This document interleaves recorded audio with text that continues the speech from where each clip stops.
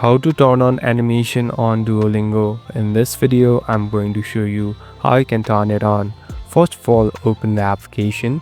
Now, here on the bottom, you'll be able to see this profile icon. Simply tap on the profile icon. Now, here on the right top, simply tap on the settings. So here, we are in this settings interface. This is the place where you can customize and make different changes through option. Now, tap on preferences. Here, you'll be able to find out animation.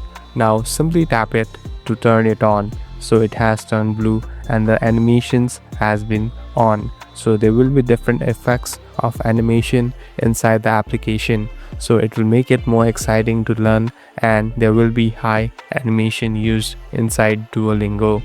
Thank you for watching this video. I hope this video will help you.